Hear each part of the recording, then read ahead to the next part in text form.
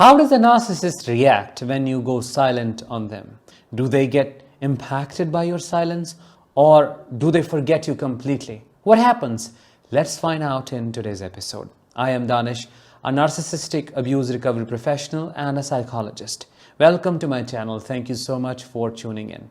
In today's episode, we are going to talk about 2 ways a narcissist reacts when you go silent. If that sounds interesting and you're eager to learn more, please make sure to subscribe. Your subscription to the channel helps in spreading awareness about narcissistic abuse. Before getting started with number 1, here is an important announcement. I am doing an online live workshop on how to heal after surviving a narcissistic parent. It's happening on May 4th and 11th. And in this workshop, I'll be helping you understand how you get traumatized as a child and how you carry that trauma into your adulthood. I'll also help you learn how to heal your deep core wounds and become narcissistic proof for real. If you want to book your spot at the early bird price, click the I button above or the link in the description to secure your spot now. Number 1, they really panic and become anxious. Why? Because narcissists do not like to get ignored.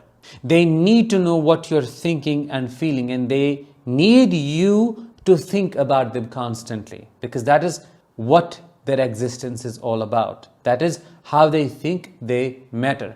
If you go blank emotionally and become silent physically, you become unpredictable, and unpredictability is their worst enemy, for they do not know what comes ahead.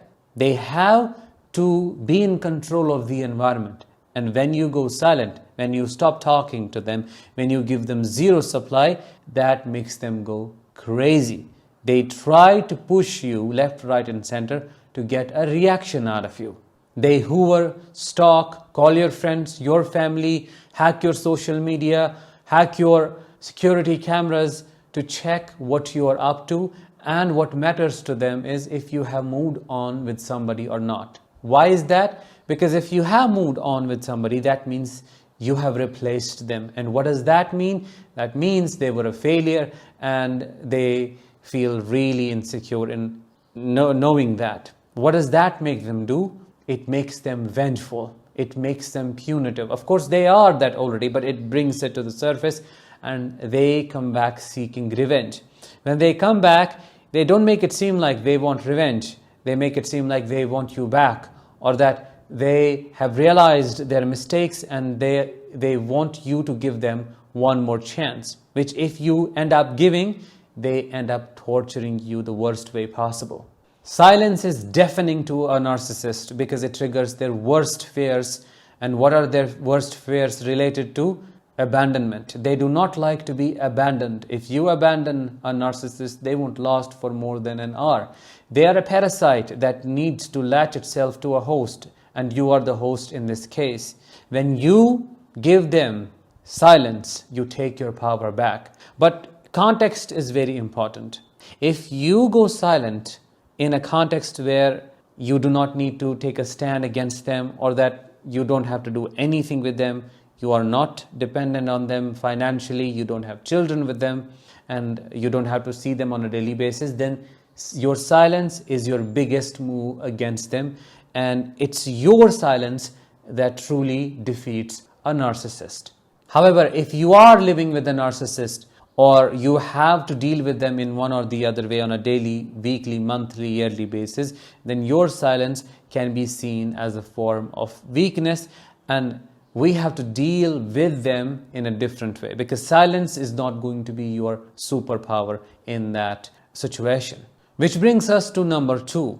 They take your silence as a sign of agreeableness and or weakness. What does that mean? That simply means when they keep bullying you, when they keep torturing you, when they keep water testing, just noticing what the temperature is and how deeply they can abuse you, they will say things directly, indirectly. They will do things, but initially they will make small moves to see if you will retaliate, or if you will take a stand for yourself, if you will take take a stand against them, if you will establish any boundaries or not. If you do not, they shamelessly believe that you are okay with how they are treating you and that you are weak enough to not do anything about the situation. Which is why sometimes you have to become your own protector. You have to give them a real pushback and be very assertive, which does not mean you have to fight them, because you can't wrestle with pigs. You can't justify yourself, you can't explain yourself, you can't argue, none of that. You have to be very direct and assertive and remind them of the consequences if they were to continue the same behavior, or the truth.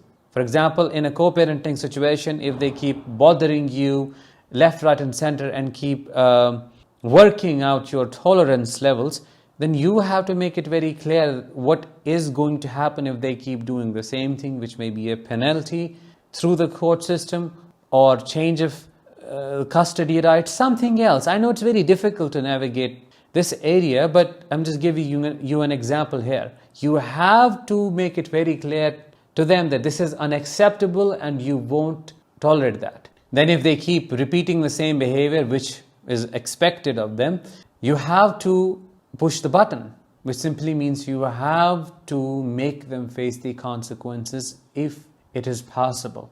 That is how they would know they can't mess with you anymore, that you won't take it anymore. What I'm saying is, silence is not always the answer. It depends on the situation. You have to see where you are, what you're dealing with, and if your silence is giving them the power to continue abusing you. If that is the case, then you have to take a stand. Sometimes it only needs you to say what the truth is to completely stop the narcissist in their way of causing you trauma. The truth can be simply stated this way: I am done with you. There is nothing between you and me anymore. I do not want to be involved. And I know you will respect that, given you are a mature person. So it's more like making about their maturity. It's more like making it about how intelligent they are. And if they do not follow through, if they do not respect you, then they will prove themselves wrong.